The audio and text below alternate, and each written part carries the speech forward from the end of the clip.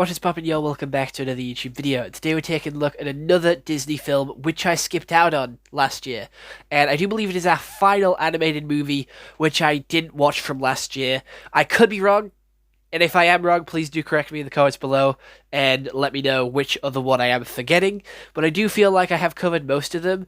And today we're taking a look, if you couldn't tell by the thumbnail and title of this video, we're taking a look at Elemental, which is a movie about elements which came out of Disney last year, and it is currently on Disney Plus right now if you do want to take a look at it. But it is fire, water, air, and earth, basically the Avatar elements. The four nations used to live together in harmony till the Fire Nation attacked, and now they're outcast in this new world of Elemental. So, there we go. That is basically a big plot point, but we're going to get into the movie and what Google has to say, as we always do in our film reviews. We always got to check in with Google, see how they're doing, see if they're well. But Elemental has a 7 out of 10 on IMDb, a 73% on Rotten Tomatoes, and a 58% in Metric. In a city where fire, water, land, and air resides, live together a fiery young woman and a go-with-the-flow guy discover something elemental. How much they actually have in common. Wow, I hate that pun. I hate that pun so much. That was a shit joke. But anyway, let's get into the actual story. So, the story begins with a fire dad and a fire mum who is pregnant travel to Elemental City with a blue flame in a lantern, and they are turned down from every single house that they go in, and because they're fire. They're just turned away because they're fire, and fire is destructive and deadly and can kill pretty much all other three elements if they chose to. So again, very, very Avatar-like, with elements and fire being the evil one. But they find an abandoned house, they build in it, they build on it, and turn this little village, this little town, into Fire Town, where all the fire people can reside and be welcomed. They turn off the water supply to that area, and that is where they stay. We have the dad now training up his daughter to run the shop after she is come of age, and she has a very hot temper.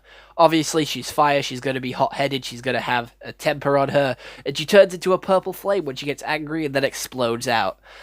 I think that was a pretty cool character design, but oh well, continuing. She then has a training day and she blows up the under bit of the shop, releasing a load of water into the shop. And then a water guy comes in, and he writes her up for having loads and loads of different things wrong with the shop. So the shop needs to be shut down, and, you know, he chases her all the way to the center of the city, where he sends this little leaflet off to higher up. They go and try and stop it in 3 different ways. They end up stopping it and getting a task. If they don't fulfill this task of finding out how the water is getting in, then they lose the shop. So they fix this dam twice with sand and then, like, fiberglass, I do believe, or, like, I don't know, some form of glass that they make, and then they start to have a relationship bloom and grow. He takes her to meet his mother and his family, even though she's fire. She gets an apprenticeship at this glassworks place, but she doesn't want to go because she has to stay with her dad. Then he takes her to go see this flower, which she didn't get to see when she was a child because they didn't allow fire in. Then we have them break up after touching because she's scared and she just wants to own the shop. She then goes to her sort of taking over the shop ceremony. He ruins it by saying, hey, like, you know, you burst the pipe underneath and let me into your life. Then her dad's like, hey, I can't actually trust you. He runs away and then says he's not retiring, so she doesn't get the shop. We then have him sort of helping her save the blue flame from the giant flood that's coming, and he technically dies but comes back to life, and then they go off on their own to live in the other, like, far, far away to, like, pursue her dream of being a glassmaker. And that is it. That is the end of the movie. Everyone was saying, like, with this movie, that their relationship takes a backseat. I don't think it did. This movie ended with both of them going off to get together. They left this sort of elemental city, this Zootopia-esque city, which I was getting very, like, heavy Zootopia vibes from this. It was just Zootopia again, but instead of animals, it was elements. How many times are they going to do this plot line? but with different things. Like, that's all I could see from this. It was just Elemental is Zootopia, but instead of animals, it's like water and fire. That is it. Obviously, the fire is supposed to represent like the animals, like the like I don't know, the tigers, foxes, the predators, and the water's supposed to represent obviously the other guys. Like, I forgot what they're called. I don't know animal terminology, like the bunnies and the rodents and shit like that. That's what I was getting heavy vibes from. It wasn't a cop story, but it was still a very similar story where they had to go around, try and stop this from sort of flooding her town. And then there was a love story there as well. If anything, the love story took over the sort of saving the city story, as in Zootopia, the love story took a backseat, and they sort of got together out of nowhere in the end of that movie. That's just what I feel. However, the love story was like the main thing. It was supposed to be that Romeo and Juliet sort of forbidden love where they're not allowed to touch because if they touch, they could kill each other. With her being fire, she could extinguish his water, or him being water, he could put out her flame, and then boom, one of them is dead and it'd be the other one's fault. Again, I feel like you wouldn't have a city like that if you could kill each other that easily. If you could kill each other just by touching each other, I feel like a city wouldn't exist or work at all. But they have their little suburb of the Fire Town, and yeah, that's pretty much it. There isn't much else story to it. She just doesn't want to do her father's shop, but she doesn't want to let her father down, and that's pretty much how she feels throughout the entire movie. And no matter how much Waterboy sort of tells her, hey, you don't have to do that, you can do whatever you want, just tell your dad, she constantly says no. And anytime she starts to come around, she sort of snaps back to that no. She will not get it into her fiery head that she can't just say, no, you don't want to own the shop. Although you can just, like, it wasn't hard. Like, the dad didn't honestly give a shit when she actually came out and said, hey, I don't want to run the shop.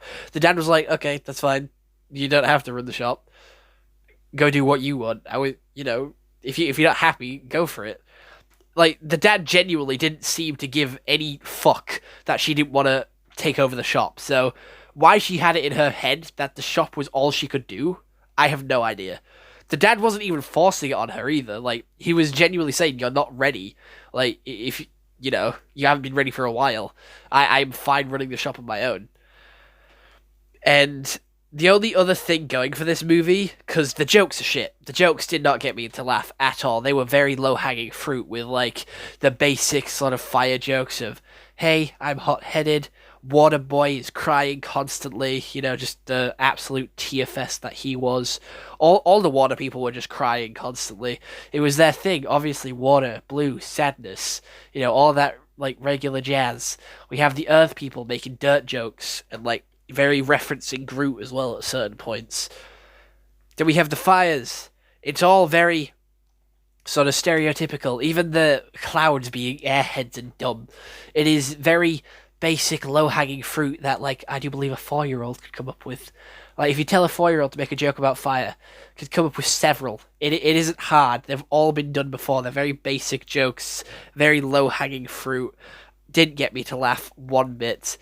And they just kind of made me cringe a little bit. So, this movie did start off being a shitfest, I will admit. Like, in the theaters, it was doing so badly, and then, for whatever reason, it just spiked and did well. I don't know if Disney had a hand in that or what, but randomly, it just started doing really well in cinemas, and I don't know why. The only thing that I think this movie has going for it, other than its basic plot, is very good animation. I really thought the animation was beautiful with the fire. Like, the fire and the water, they just look so good. And the sort of bubbling and the fireworks, the colours. It was bright and colourful. This world building was good as well. With, like, the water train and the people living in, like, harmony with these dirt houses. And the fire sports. It was good world building and, like, they travelled in it quite a lot. And the colours were good. But the story was basic and the characters and the jokes were shit. So I do feel like it's going to get less than Lightyear. I feel like Lightyear was good, and this does definitely get like a 4 out of 10. I'm glad that I watched it. Was it good? It was okay. Will I watch it again? Probably not. The colors are like the best thing about it, like the animation and all that was like the top tier.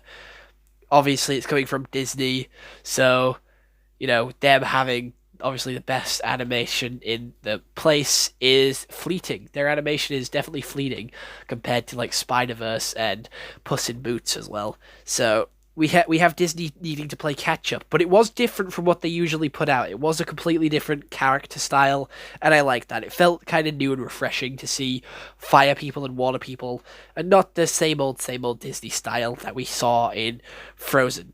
Like that Frozen style is so overdone now.